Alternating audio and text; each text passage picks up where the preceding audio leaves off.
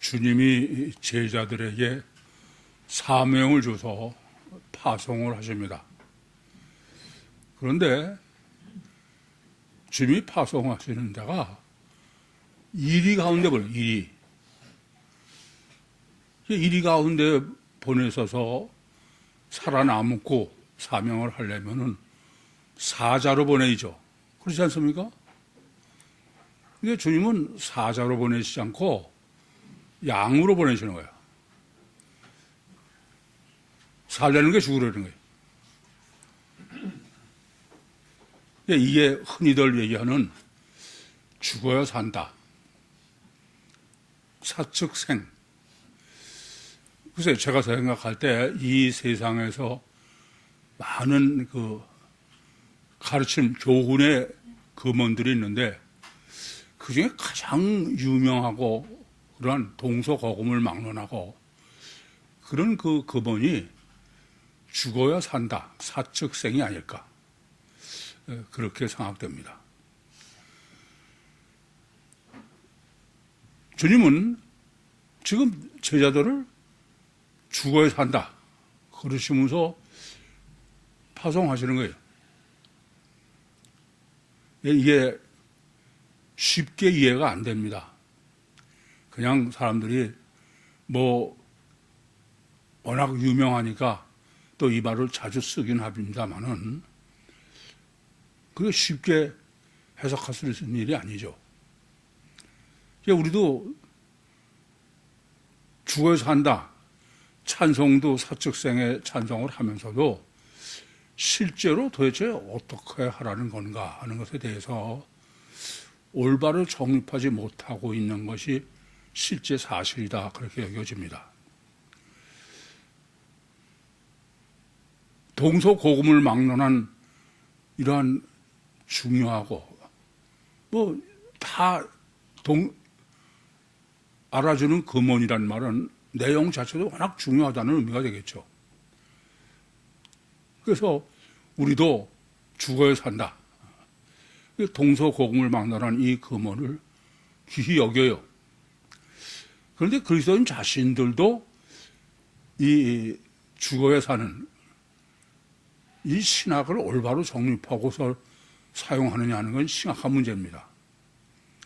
우선 아셔야 될 것은 성경 전체 중에서 죽어야 산다. 사측생의 신학은 여기 한 군데가만 딱 정확하게 정립해 주죠. 이 같은 내용은 성경에 아주 꽉 차 있습니다만은 실제로 신학적으로는 본문에서 사측생의 신학을 정립하지 못하면은 사측생의 신학은 없는 거예요. 그리고 실제로 잘못 쓰고 있는 거다. 그렇게 이해하시면 되겠습니다. 일반적으로 세상에서 사측생의 개념은 어떤 의미로 쓰냐 하면은 겸손, 또 자기를 낮추는 그런 의미죠. 이 세상에서 우선 여러분이 아셔야 될 것은 이 세상에서 죽어야 산다는 하는 이 말을 쓰는 것은 실제로 주님이 정립해 주신 본문의사가 아닙니다. 그건 불교의 교훈이에요. 불교는 한마디로 말씀드리면은 불교는 전부가 사측생이에요. 근데 사실은 그건 불교만이 아닙니다. 세상의 모든 종교의 고등 종교는 전부 사측생이에요.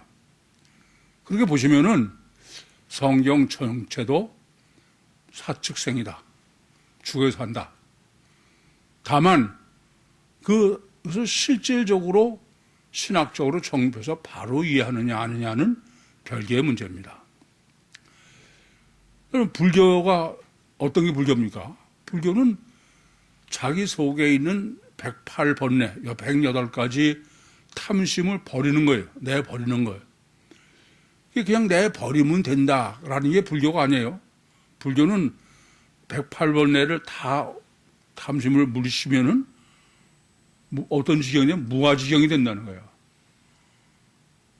내가 없는 지경이 된다. 최고의 경지에 도달했다. 그런 얘기가 되겠죠. 그 열반의 세계에 들어갔다. 또는 해탈했다 그러는 거예요. 불교는 늘 목탁을 뜨지면서 불교가 추구하고 있는 것은 어떻게 하면은 108번뇌를 내 속에서 다 내버리느냐. 다르게 말하면은 어떻게 하면은 살기 위해서 죽느냐. 사측생이다는 얘기입니다. 조금 전에 말씀드렸지만 그건 말도 그럴듯하고 잘 이용도 됩니다만은 실제에 있어서는 사측생 개념하고는 별개다. 그렇게 먼저 이해하셔야 되겠습니다. 그럼 세상에서 이해하고 있는 사측생은 어떤 걸까? 그거는 겸손하게 되는 것, 낮아지는 것, 그렇죠? 그것을 사측생으로 이해해. 죽어야 사는. 그걸 가장 대표적으로 그런 사실을 우리가 확인할 수 있는 것은 정부나 큰 기업이 사회적으로 문제를 일으켜서 사과할 일이 생기면은 영락없이 TV에 나와서 90도 절을 하죠. 그렇지 않습니까?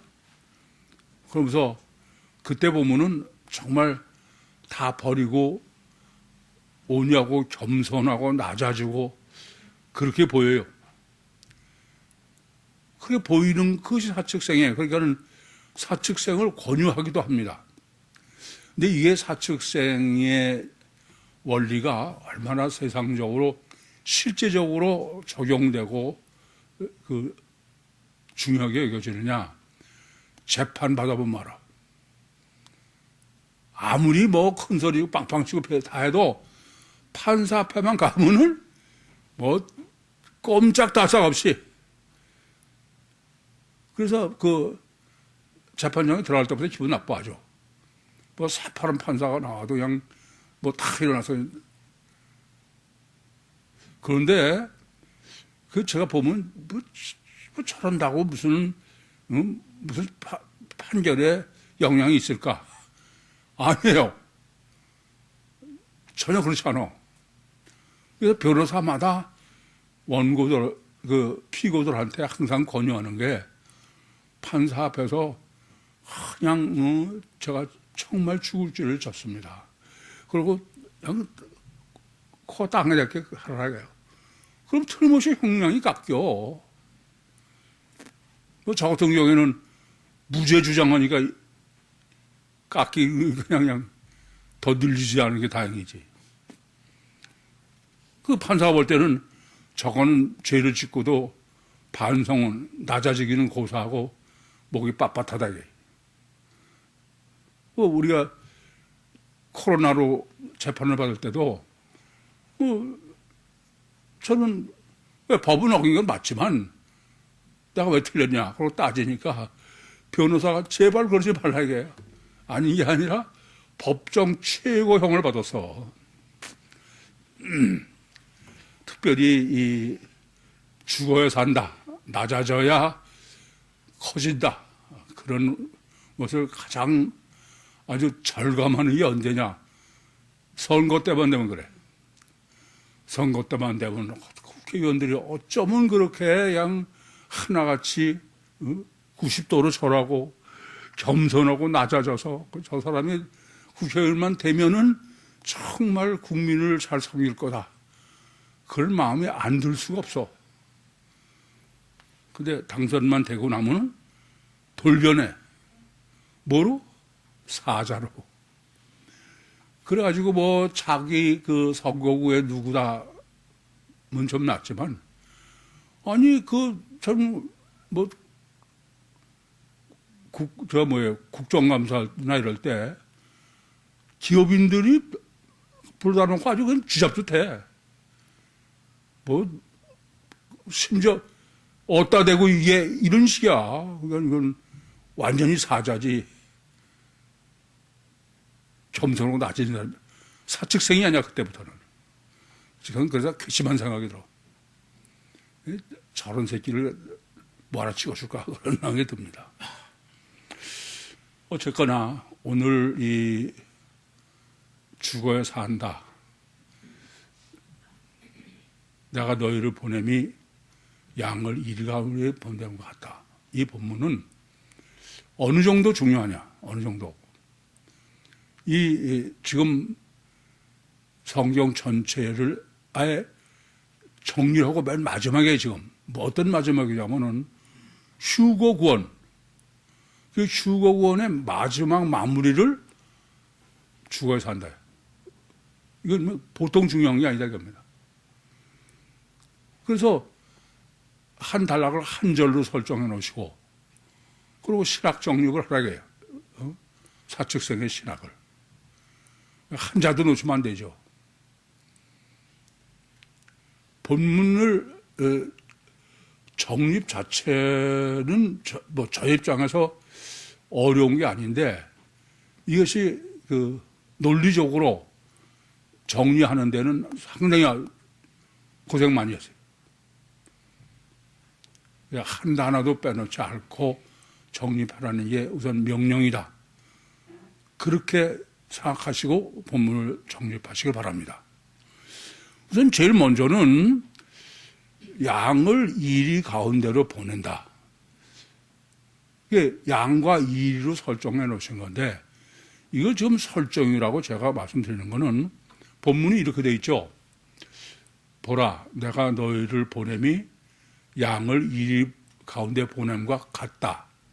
근데 그 같다로 번역된 거가 이제 가장 중요한 단어인데, 실제로는 잘못 번역을 한 거죠. 이건 기노마이라는 단어입니다. 이 말은 뭐냐면은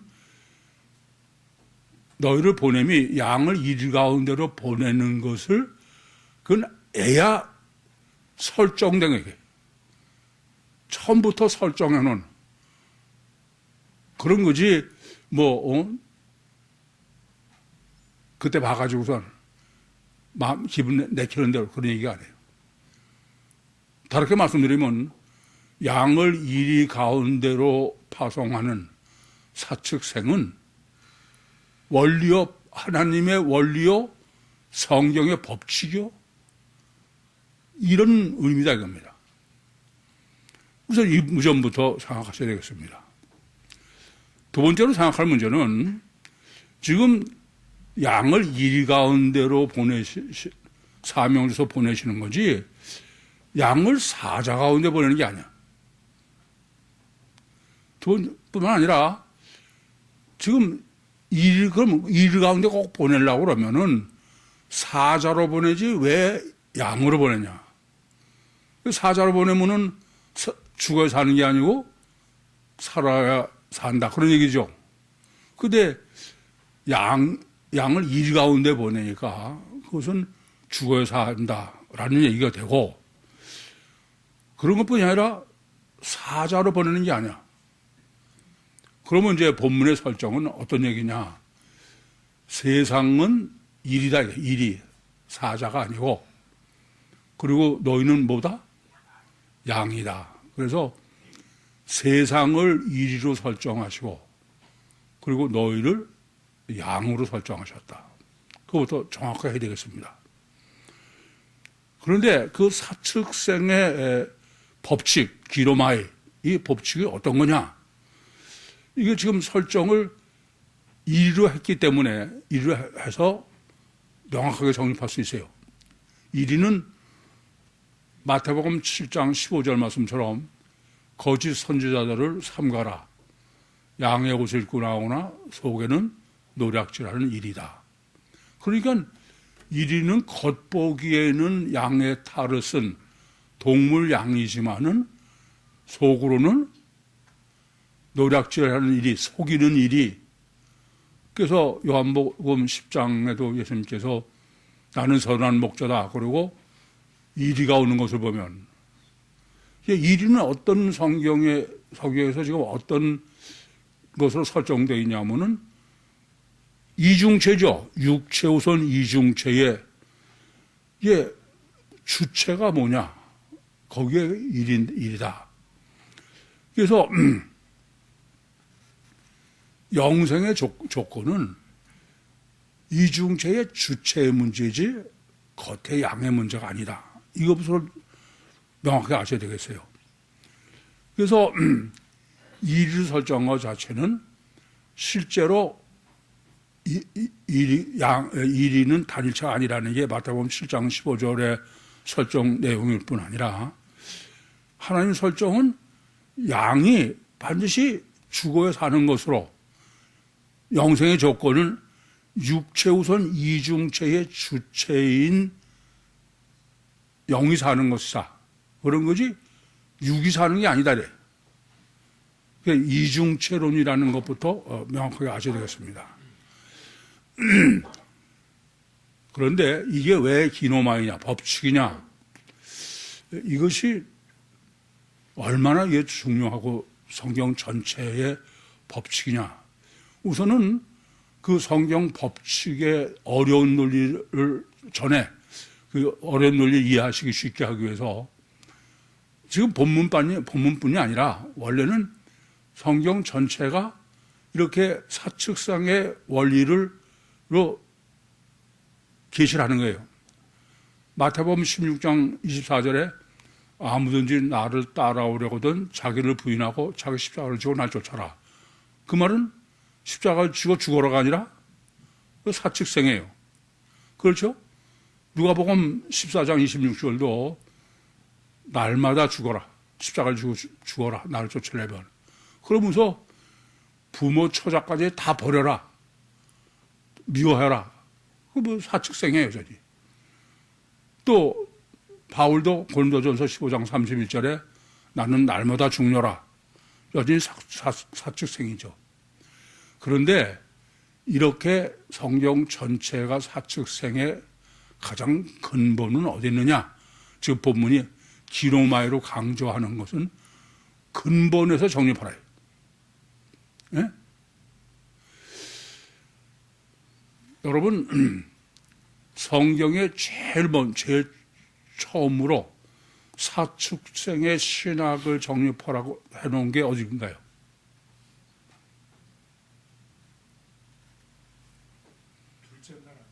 에? 둘째 날 뭐?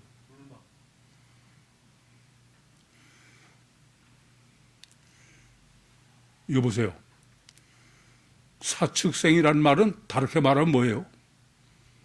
생측사야. 그렇죠? 사측생은 뭐가 사측생입니까? 우리가 아는 결론으로 얘기하면은 육이 죽어야 영이 산다야. 그렇죠? 그러면 반대는 뭐예요? 육이 살면 영이 죽는다죠. 그래, 안 그래요? 그러니까 사측생이나 생측사나 똑같은 얘기야. 그게 성경 전체의 기노마의 원리와 법칙이 왜 원리와 법칙이냐? 원죄이기 때문에 그래요. 창세기 2장 15절부터 17절 보면은 하나님이 너 동산 각종 나무의 실과를 이물어 먹되 선악을 알고 하는 나무를 시간은 먹지 마라. 먹는 날에는 죽는다 이게. 그러니까 육이 살면 영이 죽는다는 얘기예요. 그게. 근데 먹으면 선악과를 먹으면 육이 살고 영이 죽는 거예요. 그건 이미 원죄의 신학을 잘 아시죠?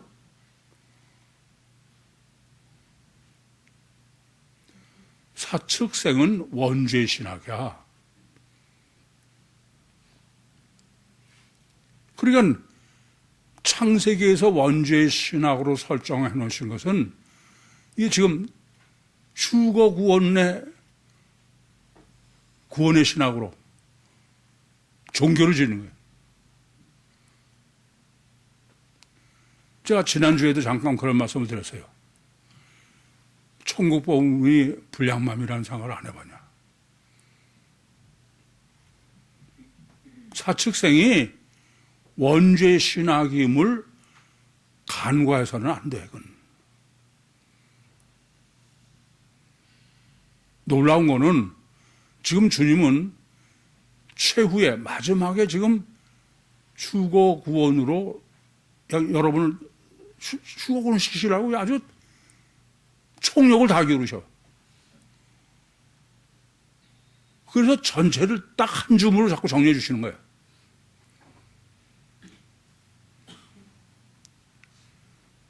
여러분, 정말 원죄 신학을 사측생의 신학으로 생각하지 못했으면 다시 한번 회개해야 되건.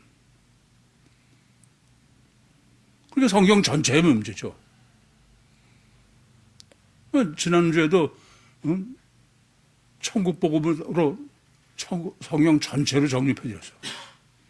오늘은 원죄 신학으로 하는 거예요. 따라서 맨 마지막에 지금 원죄 신학, 원죄 구원이요, 원죄 신학은 요한복음 3장 5절에요. 어떻게 하면 휴거합니까? 물과 성령으로 나면 휴거하는 거야. 요한복음 3장 5절에. 물로 나는 게 어떻게 물로 하는 거예요? 육이 죽는 거죠. 침례로. 그리고 성령으로 거듭나면 천국 가는 거예요. 그게 휴거야.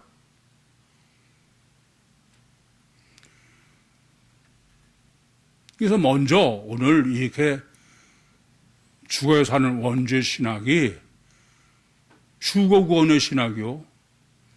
성경 전체의 구원의 신학이요. 요한복음 3장 5절의 신학이요.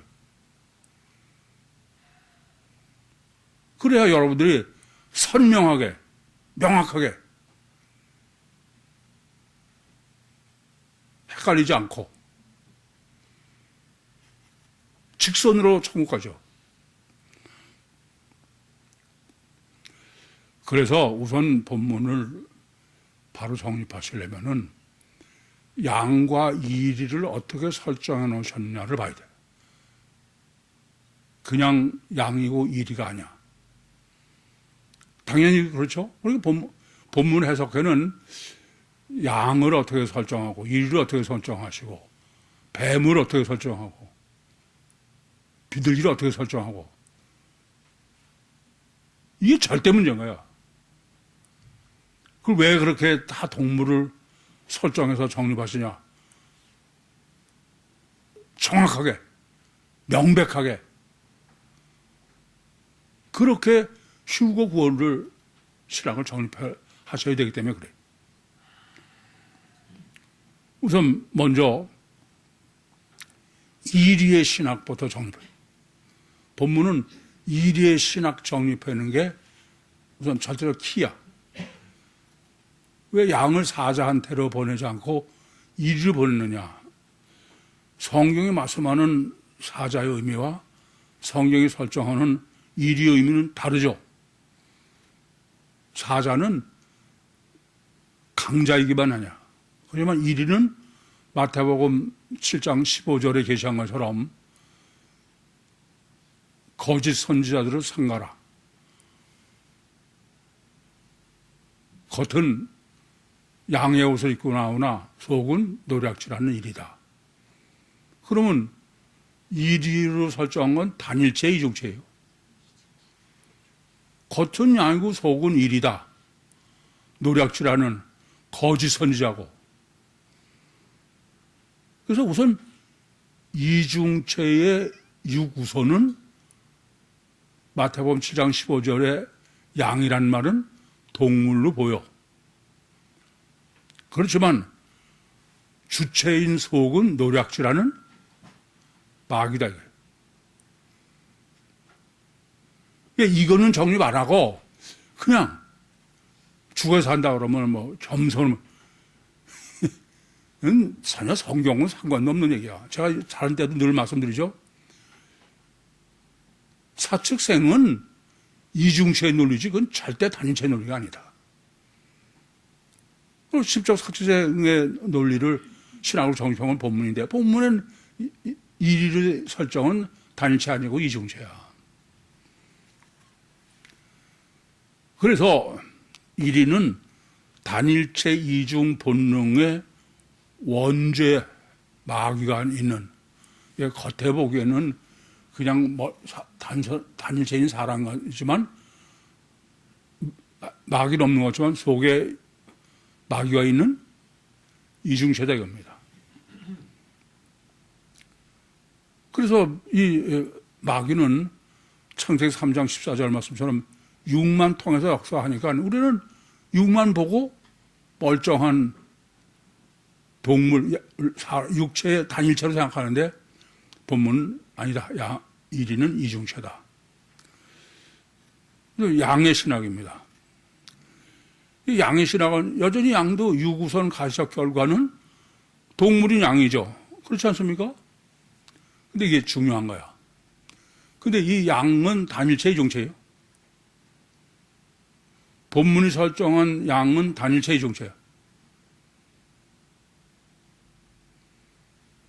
참 답답해. 본문은 양의 육체 우선 가시적 결과, 겉은 동물 양인데 주체인 속의 주체는 뭐냐? 주체는 지혜와 순결이야. 양의 속은 뱀과 비둘기다 이런 얘기입니다. 그런 거지 그냥 양이라는 얘기 아니야.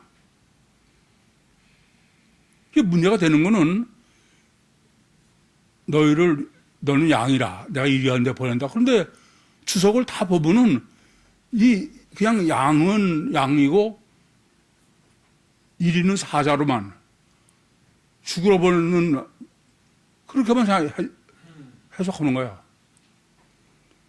지금 이리를 먼저 정립하는 거는 양도 이중체다. 그래서 양의 주체는 속에 뱀과 비둘기. 뱀은 뭐예요? 지혜의 뱀. 비둘기는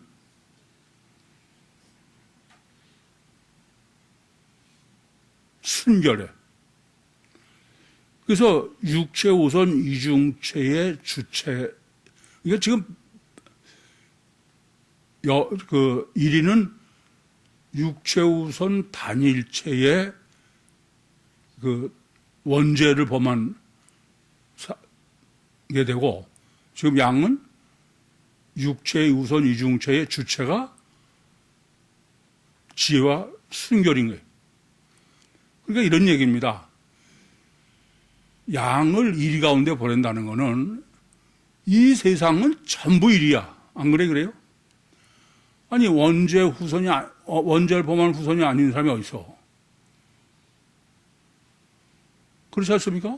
그러니까 뭐, 일부러 버리는 게 아니라 가는 데가 다 일이가 있는 거야. 근데 너도 육체 우선 원죄 범한 사람인데 원죄인으로 가면 안 된다, 그야. 뭐로 가야 된다? 너는 이중체, 이중본능에 양은 똑같이 육이야. 이건 일이와 같지만 속의 주체는 일이는 속이 일이고 겉은 양이지만 너는 속이 뱀과 비둘기, 지혜와 순결이 된다. 그런 이중체다. 그 설정부터 정확하게 여러분 우리가 본문을 보고 해석을 해야 본문을 바로 해석하지. 설정을 해놓으신 거 아무 상관없이 추성이라는 거면 설정은 아무 상관없이 해석을 해. 그러니까 주님이 정립해 주신 그 사측생의 신학하고 상관이 없는 얘기가 되는 거예요. 한심한 얘기죠. 따라서 주님께서 지금 이 휴거구원, 종말구원의 휴거구원의 천국구원을 사측생의 양을 이리 가운데 보내는 것으로 신학을 정립해 주신.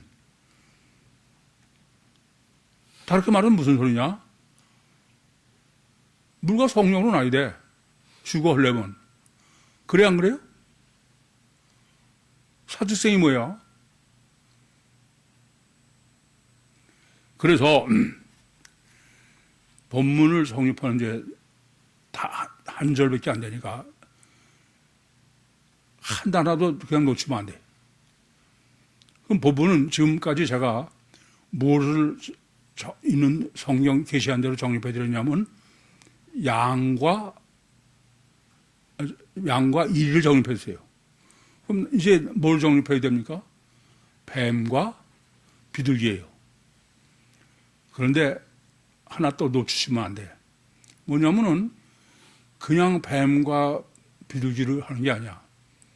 기준이야, 이게. 우리가 성경 해석할 때 우리는 그냥 주님이 계시하는 조건이 있어요. 기준이 조건이죠. 그 조건 놔두고 내 멋대로 그냥 해석하는 거야. 그 대표적인 얘기가 아가페 사랑입니다. 예수님은 요한복음 13장과 14장에 다 내가 너희를 사랑한 것과 같이, 아가페한 것과 같이 너희도 서로 아가페예요. 너희가 서로 아가페를 하되 기준이 뭐라고요? 주님이 너희를 아가페한 것 같은 기준이야. 그것이 그걸 빼놓고선 네가 뭐 진심으로 그건 아무 소용이 없어요. 뭐 세상은 성경이 제시하는 기준은 놔두고 얼마나 내가 뭐 최선을 다했느냐 그건 아무래도 소용이 없어. 그래서 성경을 엉터리 해석하는 거지. 그거나 마찬가지로 본문은 지금 양이 어떤 기준이냐면은 지혜롭되 그냥 지혜가 아니야. 무슨 지혜? 뱀 같은 지혜. 기준이 뱀을 빼놓은 뱀으로 설정한 지혜로 해석을 해야 되는 거지 뱀을 빼놓고선 그냥 지혜로 하면 안 된다는 겁니다. 이해돼요? 성경에서 그렇게 생각하면 안 돼요. 여러분들도 성경이 하나님 말씀이라고 해석하면서. 두 번째는 순결하되 그냥 순결이 아니야. 뭐같이? 성경이 비둘기의 순결로 계시한 것 같이 순결해야 돼. 그러니까 지금 이리 가운데 보낸 양이 이중체 이중본능으로 양으로 가서도 오히려 이리한테 이기려는 거지 지라는 거 아니잖아요. 그러려면은 그냥 가서 너는 양으로 죽어라가 아니야. 내가 사는 비결은 뱀같이 지혜로워야 돼. 뱀 빼는 아닌 지혜 소용없어.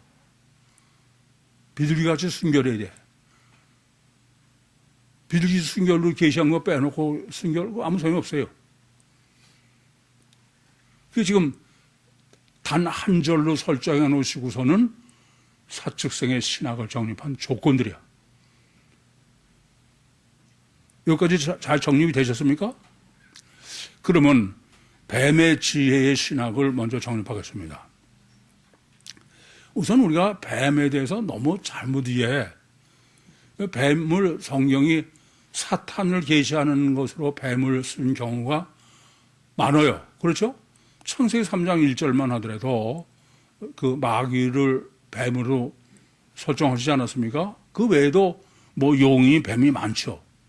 그래서 사람들이 성경이 지금 이 뱀을 뭐로 설정하느냐는 생각 안 하고 뱀이다 그러면은 을의 사탄이야. 여러분도 을에 먼저 그게 떠오르나 봐. 오래된 얘기입니다만은 제가 양평에 어느 장로님이 경영하시는 농장을 갔는데 굉장히 넓은 땅에 농장을 경영해요. 근데 아주 흉물처럼 여기저기다가 드러무통을 이렇게 뚜껑을 닫아서 놔뒀어. 그냥 보통 뜨겁지 않은 땡볕에. 그게 닫아놨기 때문에 뭐 그거 지나가면서 뭐 열어볼 수도 없고 이유가 있으니까 닫았겠지 하고 한결같이 그러니까. 그게 제가 못 참고 그 장로한테 물어봤어요. 장로님 저 드럼통들이 왜 저렇게 흉물스럽게 뭐 오래 둬서 뭐 노트 쓰고 그래요. 그랬더니 그분 답이래. 목사님 저기 전부 사탄을 가던 지옥이라는 거야. 깜짝 놀라 무슨 말씀입니까? 그랬더니 그 드럼통마다 여름에 그냥 불덩어리죠. 그걸 열어보니까 뱀을 잡내로 거기다 잡아놓는 거예요. 사탄이라고. 그래서 뭐 말라지고 비틀어지고 그런 거죠. 이게 제가 저 사람은 정말 천국 못 가겠다. 저렇게 해서 사탄을 물리치는 걸 아는 사람이 천국 가겠어요? 참 한심해. 우선 뱀은 실제로 성경은 그런 부정적인 의미로 뱀을 쓰는 게 아니에요. 뱀은 긍정적이야. 어떤 측면에서 긍정적이냐면은 뱀은 결론부터 말씀드리면은 영의 실체성을 계시한 거예요. 뱀은 어떤 거냐? 불평, 불만도 없어. 어떤 장애도 상관없어. 벽 있습니까? 뭐, 군소리 없이 넘어가는 거야. 아무 소리 없이. 물 있으면 건너가. 도로를 갈 데 없어. 땅 파고 가. 그야말로 시공을 초월한 영의 실제성을 계시한 게 뱀이에요. 그래서 저는 마귀도 뱀을 잘못 아니까 마귀도 잘못 안다 이겁니다. 이 마귀를 뱀을 왜 지혜라고 그러냐, 이것도 아셔야 돼. 뭐 사탄으로만 생각하고서 그런 성경이 왜 뱀을 그렇게 계시는지 모르면 참 한심한 얘기죠. 그래서 저는 그러잖아요.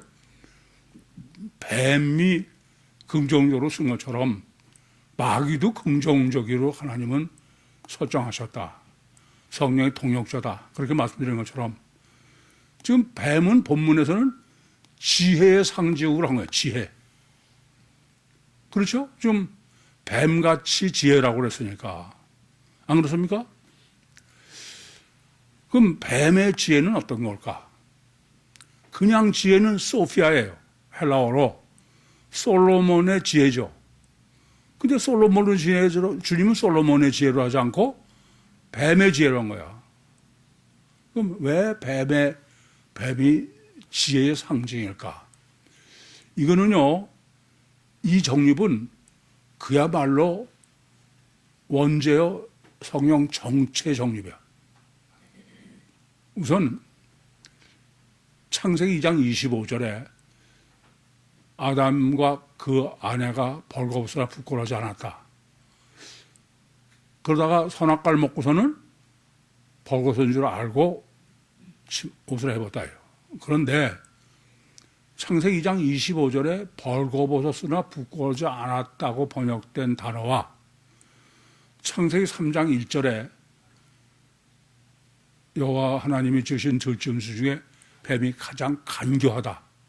꼭 간교하다로 번역된 단어가 같은 단어입니다. 무슨 말씀 이해되십니까? 뭐가 간교해요?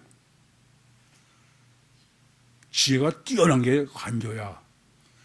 지혜를 긍정적으로 썼느냐 부정적으로 썼느냐지. 이해됩니까? 무슨 말씀인지? 그러니까 지혜의 피조물 중에 지혜의 최고가 누구냐? 마귀야. 그걸 뱀으로 한 거예요, 지금. 그러니까 이런 얘기예요. 아담과 그 아내가 선악과를 먹기 전에는 지혜가 뛰어나서 그래서 서로 상대방의 벌거벗어서도 심령 속을 보고 그런 사람이었다가 지혜가 뛰어난 마귀의 꼬임으로 뱀이죠. 선악과를 먹은 거야. 둘 다 지혜의 극치의 싸움이야. 이걸 전혀 잘못 해석하는 거야. 그래서 저는요, 창세기 49장 17절도 다는 길의 뱀이다. 그 뱀을 뭘로 해석해요? 독사는 사탄으로 원죄로 해석하지만 다는 지혜가 뛰어난 거야. 그래서 복음서 신학을 정립한다 그래요. 그 뱀이 설정한 거야. 근데 뱀을 무조건 사탄이다라고 드럼통 갖다 집어 쳐넣어가지고는 이거 곤란한 얘기죠. 정말 곤란한 얘기입니다. 지금 본문이 일부러 지혜를 뱀으로 설정한 거는 영적 지혜다 이거죠. 그 지혜는 최고의 지혜요. 못할 게 없는 지혜다. 그것을 긍정적으로 썼느냐 부정적으로 썼느냐는 별개의 문제야. 그래서 뱀같이 지혜스러워라. 그럴 때 그 지혜로 번역된 헬라어 원문은 후렌입니다. 소피아가 아니야. 후렌이 뭡니까? 횡단막.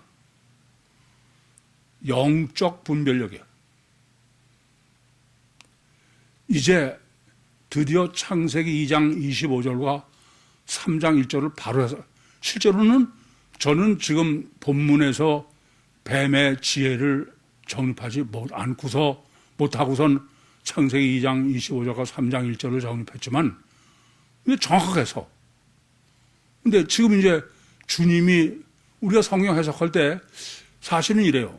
사실은 뭐 제가 무식해가지고 그것까지 참고를 할 수 없어서 그랬지만 사실은 창세기 2장 25절이나 3장 1절이 같은 단어가 나오면은 내가 이렇게 해석하는 게 맞나? 그 벌거벗은 거 부끄러워하는 게 지혜가 뛰어나고 마귀도 지혜가 뛰어나는데 그걸 부정적으로 맞나? 그거는 제가 결정할 수 있는 얘기가 아니야. 원래대로 하려면은 주님이 어떻게 해석했나 봐야 돼. 근데 오늘 본문 보면 주님은 뭐로 했어요? 영적 분별로 하신 거야. 프렌으로. 그러니까 이리한테 가야 되는 양의 지혜는 이리와 같이 마귀하고 같아야 그 이상이어야 돼. 그건 프렌이죠. 그래 가서 이기는 거지. 아니 사탄이요 뱀은 프렌인데 나는 소피아 가지고는 그건 택도 없어. 그래서 아까 서두에 제가 원죄 신학을 지금 완전히 정배시킨 것 같아요.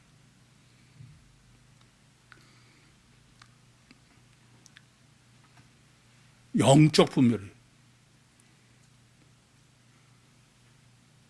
영적 분별 못하면은 아니 마귀는 제가 늘 말씀드리죠. 성령인지 마귀인지 어떻게 하냐. 마태복음 24장 24절도 하스만 있으면 택하신 자들을 미혹하게 하려고 거짓 그리스도와 선지자가 일어나서 큰 표적과 기사를 행한다 이거야. 그러면 큰 표적과 기사를 행하는 것만 보면은 그게 거짓 그리스도인지 거짓 선지자인지 어떻게 알아. 영적 분별이 내 지혜. 그래야 그러고서 이리한테를 보내시는 거야. 여러분이 하게. 이제 두 번째는 비둘기의 순결입니다. 그게 그냥 순결이 아니야. 비둘기의 순결하지. 비둘기가 왜 순결할까? 우선 그부터 생각해야 돼. 성경에 최초로 비둘기가 언제 등장합니까? 창세기 8장 노아의 홍수 때 땅이 비가 말라가지고서 그래서 먼저 까마귀를 내보냈더니 돌아오지 않아. 그래서 일주일 후에 비둘기를 내보냈더니 갔다가 돌아오는데 밟으실 데가 없어서 돌아왔어요. 근데 다시 일주일 있다가 보내니까 가서 뭘 입고 가져와요? 제일 먼저 갖고 온 게 감람잎이야. 감람이 성령을 뭘 상징합니까? 기름이요? 성령이야. 그래서 늘 비둘기는 찬송가 177자처럼 온유함의 의미가 아니에요. 뭐예요? 성령의 의미로. 그래서 마태복음 3장 11절에도 예수님께서 요단강에서 침례받고 올라오실 때 그때 성령이 비둘기같이 오는 거예요. 근데 성령이라는 게 그냥 영이 아니에요. 지금 마귀도 영이죠. 우리 영도 영이고. 근데 지금은 정결한 영이야. 그 정결이 어떤 정결이냐? 이게 문제인 거예요. 거룩이 뭐예요? 성령이라는 게 거룩한 영 아닙니까? 거룩의 헬라어가 뭡니까? 하기오스야. 구별이야. 그냥 지금 정결해야 된다. 그 얘기 아니라 이겁니다. 순결하다는 얘기 아니야. 그냥 깨끗하다는 얘기 아니야. 죄를 안 져서 깨끗하고 순결하고 무슨 뭐 성적으로 순결하고 처녀고 그런 얘기 아니에요. 하기오스야. 구별해야 되는 거예요. 그래서 늘 하나님은 구약에도 보면 아브라함한테도 나 여호와가 거룩하니 너희도 거룩하라. 기준이 거룩에 있어요. 또 이스라엘을 하나님이 이스라엘에게 말씀을 하실 때 먼저 홍해로 구별을 해. 하기 위해서 거룩하게. 그 다음에 말씀을 주세요. 이해되시죠? 교회도 뭐예요? 에클레시아야. 불러내는 거예요. 성경은 거룩이라는 게, 우리는 뭐가 문제냐면요. 거룩이라든지 또는 순결이라든지 이런 거를 뭐 성적으로 처녀성이라를 이해한다든지 또는 죄가 깨끗하게 씻었다고. 성경 전혀 그런 게 아니야. 그냥 애굽에서 이스라엘을 갈라낸 구별한 거예요. 이 점을 아셔야 돼. 지금 예수님께서 이리 가운데 양을 보내는데 그 순결은 헬라어 원문으로, 아까도 헬라어 원문으로 그 뱀이 지혜가 프렌이라고 그랬듯이 이건 헬라어 원문으로 아케라이오스예요. 아케라이오스. 케라이오스는 섞은 거야. 섞은 거야. 믹스. 그런데 아가 붙으면은 영적으로 구별하는 거예요. 그래서 지금까지 여러분 지금 종말에 휴거 구원을 지금 준비시키면서 계속 지금 뭘 하십니까? 전부 구별을 시키는 거야. 어떻게 해요? 구약도 배제해라. 서지서도 배제하라. 다 분리시켜요. 천국법과 세법에 섞이면 안 된다. 여러분, 지금 제가 골절되고 나와서 지금 계속 정립해드리는 건 한결같이 그래. 명확하게 대비시켜서 정리하시는 거예요. 이중체와 단일체를 정리해야 되는 거고, 성령의 역사와 마귀의 역사를. 마태복음 5장 13절에서 16절도 너희는 세상의 소금이다. 암염이다. 맛을 잃은 구별되어야 된다. 너는 세상의 빛이다. 성경은 계속 구별을 하는 거예요. 우리는 자꾸 구별을 하려는 것이 하나님의 우리를 끌고 가시는 방향이고 방법인데, 그건 놔두고 내가 어떻게 하면 깨끗해질까? 내가 어떻게 하면은 무슨, 이건 방향이 틀릴 거예요. 이 점을 정말 바로 하셔야 돼. 그래서 지금 케라이오스는 영적으로 구별이 돼야 돼. 이게 단일체와 이중체, 성령의 역사와 마귀의 역사. 이해됩니까? 관념과 실제. 항상 고민하셔야 돼. 그 영적 구분을 하는데, 그 여러분에게 제가 영적 구분하는데 가장 먼저 해야 될 게 쓰레기를 구분하는 게 쓰레기. 극단적으로 말씀드리면 영적인 요소가 아니면 전부 쓰레기야, 그건. 그래서 마지막 구원의 명확한 방법으로 하시는 게 대비시켜요, 전부. 자범죄와 원죄 전부. 여러분이 앞으로 정립해 가는 거는 그냥 내가 한다고 해서 알 수 없어. 이해됩니까? 대비시켜서 내가 생각해서, 자꾸, 이건 스스로 정립해야 돼.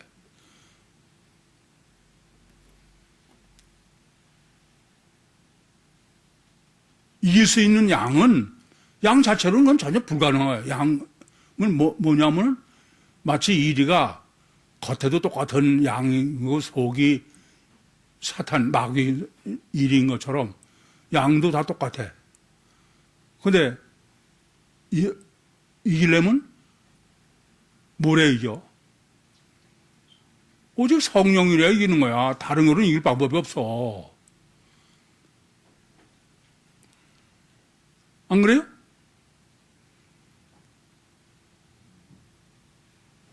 세상은 전부 일이야. 거기서 무슨 수로 내가 살아남어? 그래서 첫째 아셔야 될 것은 우리의 싸움은 에베소 6장 12절 말씀처럼 육싸움이 아니야. 뭐예요?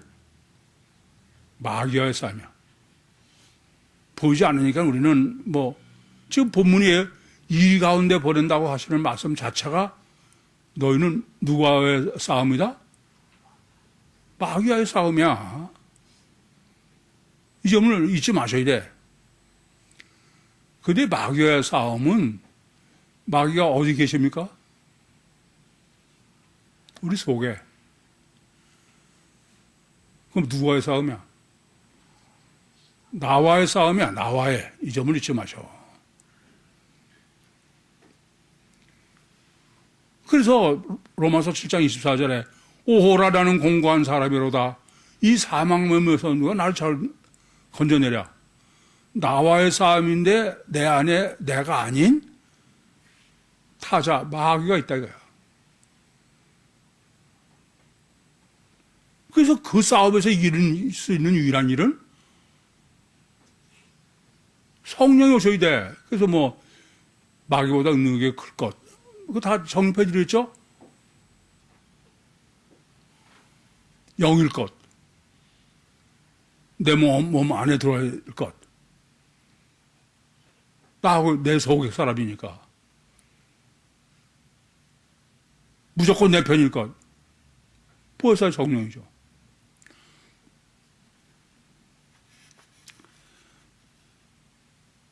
잊지 마세요. 나와의 싸움인데 자꾸 내 문제를 다른 데로 해결하려고 그래. 야, 근데 무슨 어디로 내가 조용한 데 가서 무슨 기도해서 해결한다. 그런 거 전혀 안 돼. 여러분이 만약에 예배를 드리는데도 내가 자리를 옮겨야 그런 거 자체가 안 되는 거야. 그건 육적으로 해결하려고 하는 거야. 그 사람은 자기는 어떤지 더 집중하고 그런 것이 지배하면 그 사람은 아닌 거예요. 그래서 요 앞에 이렇게 쭉 앉아있는 사람들은 다 앞줄, 첫째, 둘째 이런 다 영적으로 괜찮아? 제일 한심한 사람들인데. 그런 거 신경 쓰는 것 자체가 아니야. 그런 게 전혀 신경이 써서는 안 돼. 마귀는 그것에서 좌우되지 않아. 영은 그런 것에서 좌우되지 않아요. 그래서 제일 어려운 거야. 놀이학교를 내가 지도하면서도 엄마한테 그래. 심지어 애를 몇씩 키우니까 애 몇씩 키우면 어려워 쉬워. 힘들어, 힘 안 들어. 그래서 제가 아니다. 너는 네 자식을 사랑하지 않는다. 정말 자식을 사랑하면은 셋, 넷, 다섯이 되듯이 만들어. 전혀 그런 거 아니야. 그렇기 때문에 힘들다고 생각한다면 그건 아예 천국 생각하지 마.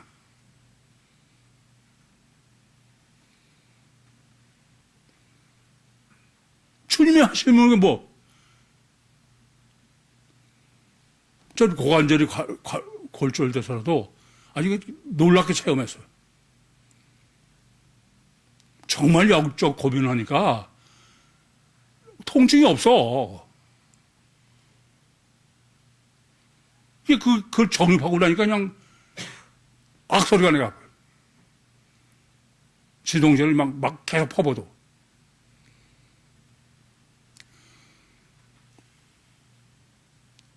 예, 아니다. 엄마들이, 아니야, 내가 내 자식을 아니야. 너 사랑하잖아. 그걸 얼마나 고민했는지 모르지만, 아예 달라졌어. 엊그저께 물어봤어요.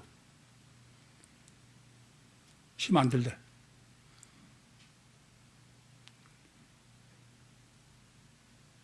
여론이 깨달아가지고선 그건 영이 아니야.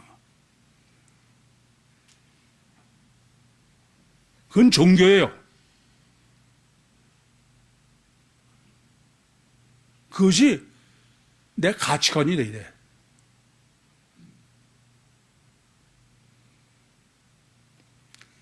거기까지 되는 게 너무 힘들어.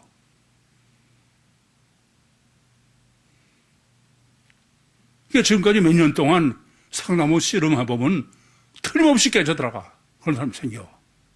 틀림없어. 맨날 의무랑까지 하고서는 됐다고 폐지 넘기는 거야.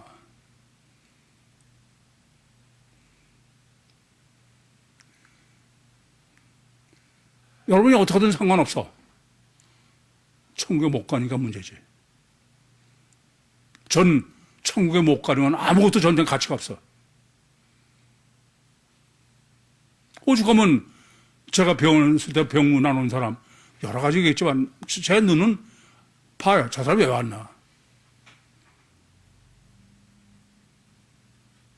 의무랑 채우려고.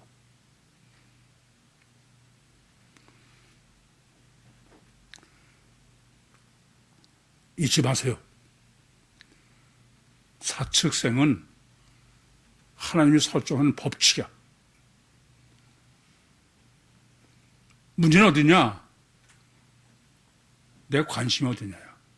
마태복음 6장 22절 말씀처럼 네 보물을 두고서 네 마음이 있어.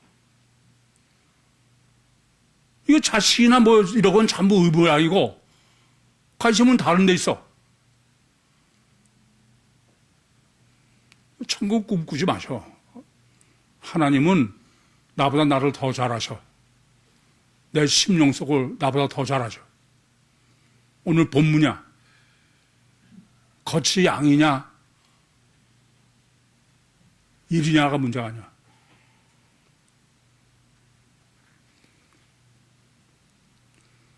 다시 한번 정말 진짜 정말 내 관심이 어디? 워낙 쓰레기에 관심이 있었으니까 안 되죠. 그러나 포기할 수 없어.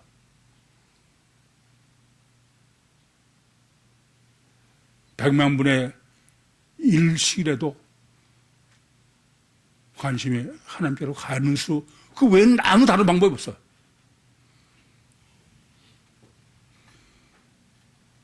정말 주님과 동행하다가 다 함께 주님과 함께 천국에 휴거하는 종말 때 선택받으신 구유 모든 식구들이 되시기를 간절히 소원합니다.